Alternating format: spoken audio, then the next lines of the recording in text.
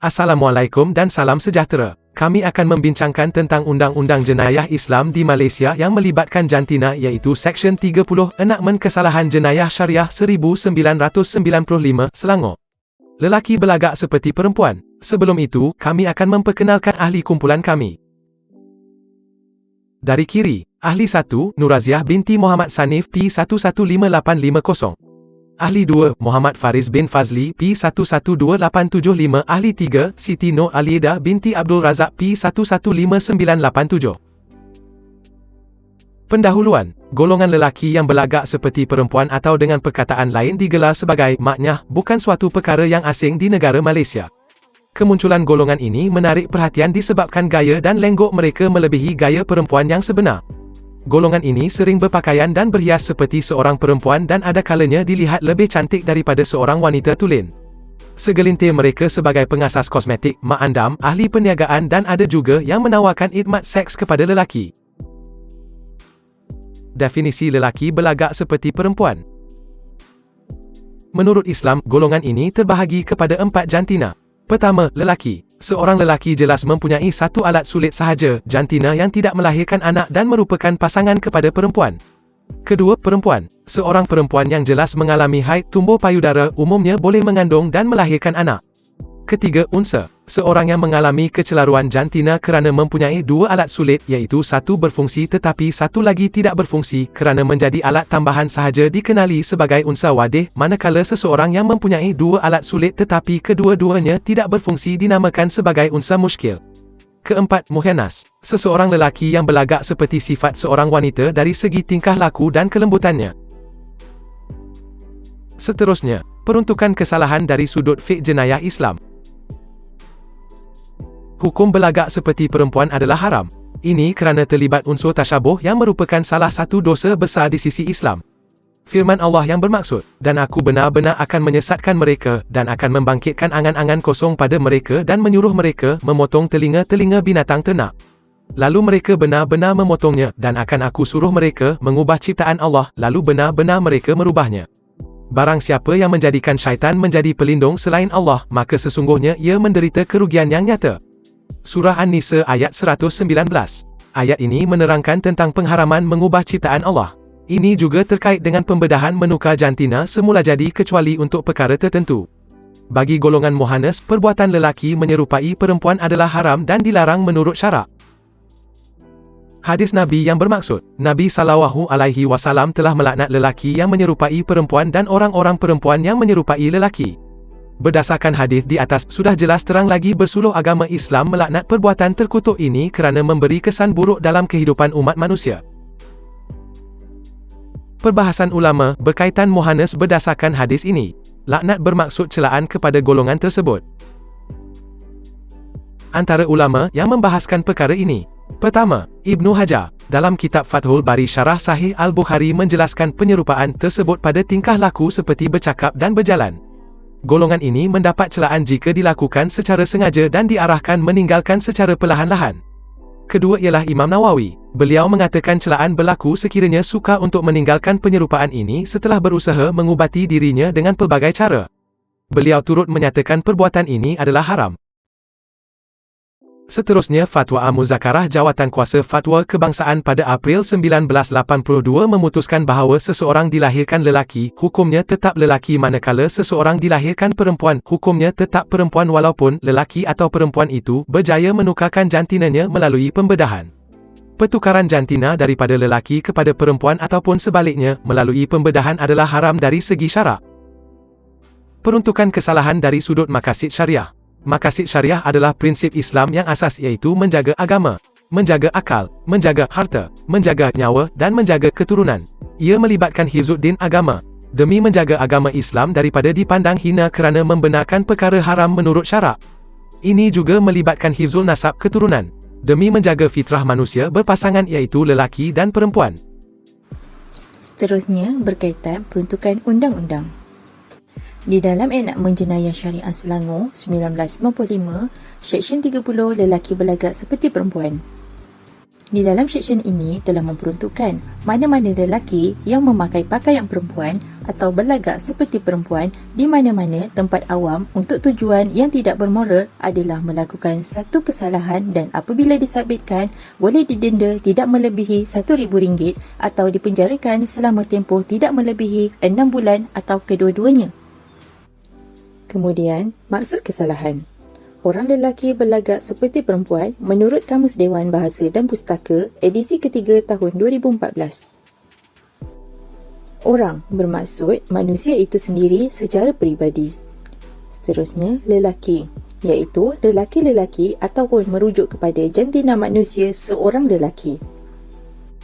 Berlagak, iaitu melakukan diri seperti, berlaku seperti ataupun merujuk kepada gaya dan tingkah laku.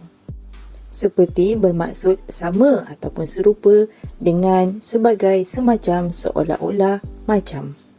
Manakala perempuan, iaitu wanita, iaitu lelawan bagi lelaki.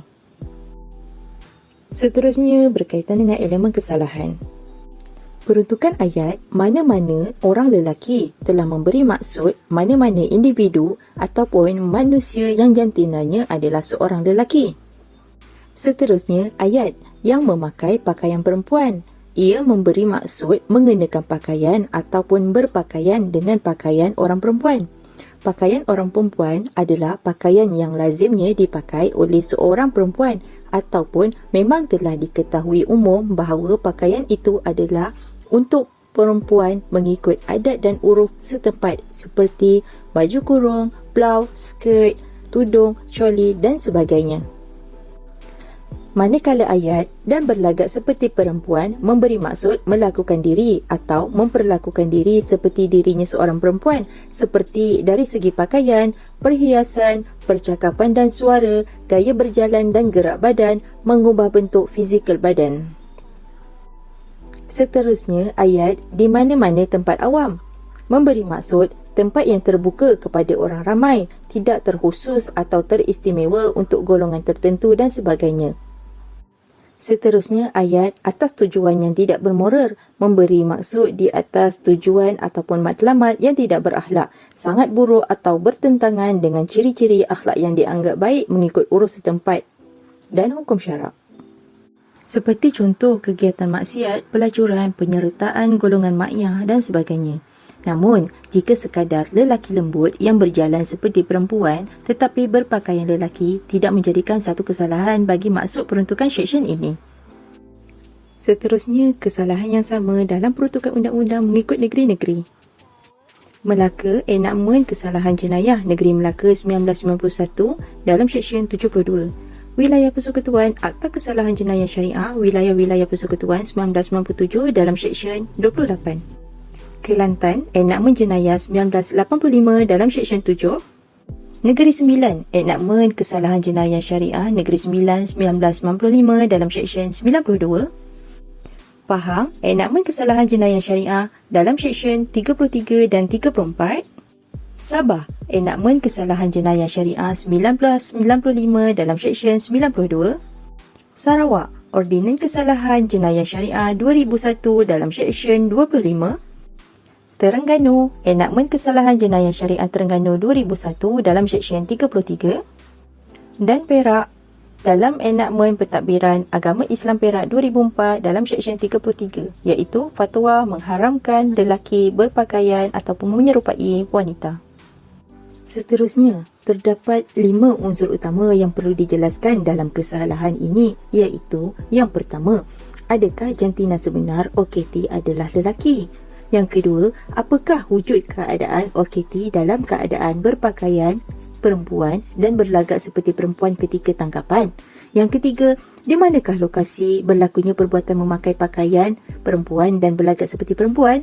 Yang keempat, adakah wujud hal keadaan bahawa OKT yang sedang memakai pakaian perempuan dan berlagak seperti perempuan di tempat awam dan untuk tujuan yang tidak bermoral? Dan yang ketiga, niat jenayah oleh OKT.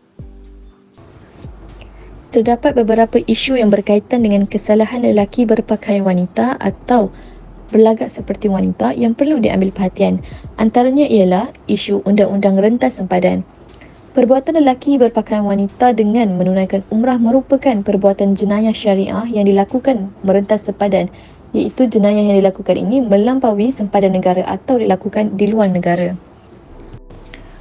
Jenayah ini sukar dibendung kerana ianya berlaku di luar sempadan negara di mana undang-undang negara sedia ada tidak terpakai untuk mengadili kes-kes seumpama ini kerana ia dianggap luar bidang kuasa dan tiada peruntukan yang bersesuaian. Jenayah rentas sempadan kini menjadi satu fenomena yang boleh mengganggu gugat keamanan, keselamatan individu dan juga negara. Keperluan untuk mengenakan tindakan undang-undang kepada pelaku kesalahan ini adalah sangat mendesak. Apatah lagi jika kesalahan yang dilakukan ini mencemar kesucian agama Islam dan juga menjatuhkan imej negara di mata dunia. Dalam kes yang melibatkan seorang transgender yang memakai telekong sewaktu menunaikan umrah yang berlaku di luar negara ini mendapat liputan hangat masyarakat dari segala peringkat kerana ia dianggap mencemarkan kesucian agama Islam serta menjatuhkan imej negara di mata dunia. Seterusnya, isu ketidakseragaman undang-undang. Jika dilihat daripada peruntukan-peruntukan di bawah Akta, Enactment maupun Ordinan Kesalahan Jenayah Syariah, kita akan dapati terdapat beberapa perbezaan dari aspek hukuman dan juga pembuktian kesalahan. Secara umumnya, statut tersebut menyebut beberapa elemen umum yang perlu dibuktikan bagi mensabitkan seorang lelaki Muslim dengan kesalahan memakai pakaian wanita ataupun menyerupai wanita. Di bawah Enactment Kesalahan Jenayah Syariah Negeri Pahang, Pulau Pinang, Wilayah Persekutuan serta Negeri Sembilan menggunakan hukuman denda yang sama dengan Melaka iaitu dikenakan denda sebanyak RM1,000. Hukuman penjara yang diperuntukkan oleh Enactment Kesalahan Jenayah Syariah Negeri Pahang, Pulau Pinang dan Wilayah Persekutuan ialah hukuman penjara selama 1 tahun. Manakala Negeri Sembilan dan Melaka mengenakan hukuman penjara yang berbeza iaitu tempoh penjara untuk kesalahan ini adalah 6 bulan. Jabatan Agama Islam juga Majlis Agama Islam di setiap negeri di Malaysia ini diberi kuasa untuk mengambil tindakan terhadap maknya ataupun transgender dalam negeri masing-masing. Walau bagaimanapun bidang kuasa ini adalah amat terhad. Keadaan ini menjadi semakin parah apabila peruntukan undang-undang yang ada ini adalah tidak seragam. Seterusnya, ketidakseragaman yang berlaku menyebabkan tugas-tugas pendakwaan dan usaha untuk membendung jenayah ini menjadi sangat sukar. Menurut mantan Timbalan Menteri di Jabatan Perdana Menteri, Puan Fuzia Saleh berkata, perkataan yang berbeza-beza dalam setiap enactment di negeri-negeri dilihat menyukarkan pihak Jabatan Agama untuk mengambil tindakan terhadap mereka. Bukan setakat perkataan, hukuman juga dilihat berbeza antara beberapa negeri yang boleh menyebabkan masalah dari aspek penguatkuasaan. Analisis kes yang pertama ialah di antara pendakwa syar'i lawan Didi Iskandar. Hasil pemeriksaan dokumen pengenalan diri individu tersebut didapati individu tersebut dikenali sebagai Didi Iskandar ini merupakan seorang warga negara Indonesia. Pihak PPA telah membuat siasatan lanjut pada diri tertuduh dan beg tangan berwarna biru yang dibawa oleh tertuduh. Hasil pemeriksaan lanjut terhadap anggota tubuh badan tertuduh, PPA telah menemui perkara-perkara berikut: baju dalam berwarna hitam, extension rambut, beg tangan berwarna biru dan juga kardigan berwarna kelabu.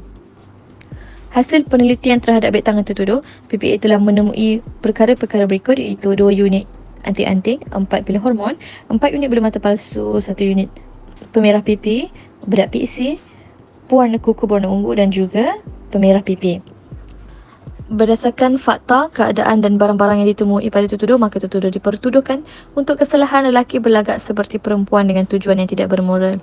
Oleh itu, mahkamah menjatuhkan hukuman denda kepada tertuduh sebanyak RM900 jika gagal penjara 8 bulan. Kesimpulannya, lelaki berpakaian atau menyerupai seperti perempuan tasyabuh adalah merupakan satu kesalahan yang termaktub di bawah undang-undang syariah di mana bidang kuasa untuk mengadili kes-kes ini adalah diletakkan di bawah bidang kuasa mahkamah syariah. Kesalahan ini sering diperkatakan oleh masyarakat Muslim di Malaysia kerana melibatkan golongan transgender atau maknya. Sekian dari kumpulan kami. Terima kasih.